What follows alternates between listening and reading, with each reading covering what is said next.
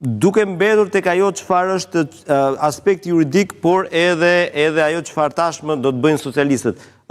Ishte diçka e pashmangshme kjo që këtu ku po shkohet pra shkarkimi i tij është i pashmangshëm në këto kushte? Është i pashmangshëm sepse Tirana është qyteti më i madh i Shqipërisë, është dhe kryeqyteti. Është bashkia kryesore e vendit dhe normal duhet funksionojë sipas ligjit. Po. Bashkia, siç e dim, firmosen akte administrative. Tani lind pyetja, a mund shkohet, për shembull, shkoj posta e bashkisë, shkoj tek burgu ku ndodhet erionit dhe të firmosë aktet?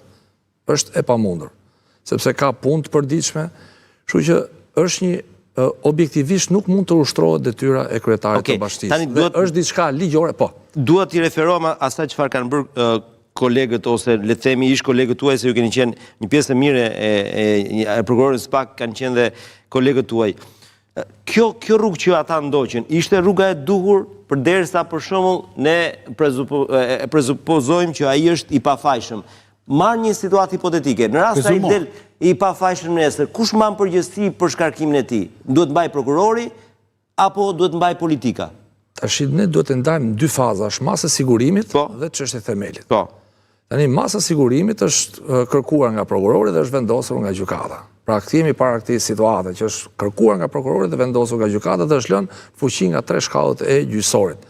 Rasti Velie, po të kemi parasysh, ka pasur dhe një specifik, sepse dhe gjatë kohës që ka qenë në periudhën e parë, domethënë ose më saktë, nga dhënia e vendimit shkallës parë në gjykatën e apelit, është përgjuar dhe telefoni burgu ku kanë dalë edhe gjëra të tjera, pra që në lidhje që kanë rënduar pozitën e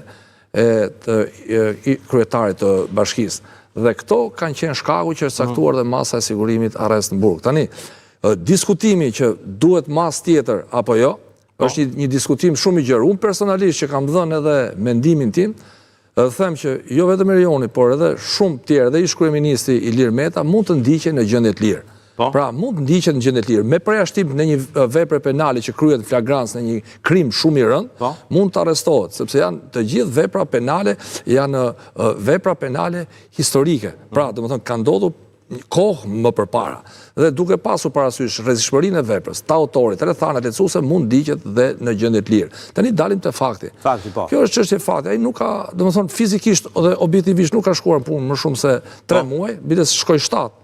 Nuk po funksionon bashkia, duhet bë zgjedhje të reja.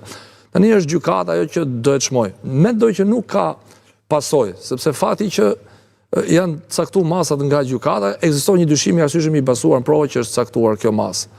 Çështja do eci dhe do bëhen zgjedhje të reja. Tash na vjen mirë, na vjen keq, tash nuk ke çfarë. Jo, për sa i përket asaj çfarë është aspekti ligjor, këtu ka diskutim qofse duhet bërë më shpejt apo më vonë, apo kjo është çështje politike që në një farë mënyrë është. Ka pasur shumë diskutime. Domethënë sepse kjo është çështje personale e Veliet. Pra është çështje për blerjet e gruas që ka blerë dhe Velie ka pasur edhe çështje të tjera në SPAK, siç është çështje inceneratorëve. Janë çështje edhe, domethënë çështje dherave, po të them një kontratë shtesë. 5D-ja. Por edhe 5D-ja. Tani ai nuk është proceduar për këto, por është proceduar për çështjet blerjesh e tjera. Megjithatë, pavarësisht kësaj, neve s'mund të themi që ka vendosur masën gjykata. Në caktimin e masës së sigurimit, gjykata ka parasysh dhe këto që Velia është zgjedhur nga 125.000 qytetarë të Tiranës me votë. Pra, është bërë një vlerësim i plotë i fakteve. Dhe është çmuar që do vendoset masa. Por të kemi parasysh një diçka, ka qenë ajo periudhë ndërmjetme, ato bisedat dhe gjëra që për mendimin tim e kanë rënduar pozitën. Dhe edhe përdorimi i telefonit me telefonin e punonjësit policisë është shtuar dhe një akuzë e re. Domethënë sepse domethënë është rënduar pozita e tij, është shtuar dhe një akuzë e re, mbajtje e sendeve të palishme, sepse edhe makina e burgut që shoqërohesh, pra quhet burgim, pra është pjesë e burgut, është pjesë e shoqërimit, s'mund quhet se dhe kjo ka si pasojë që është.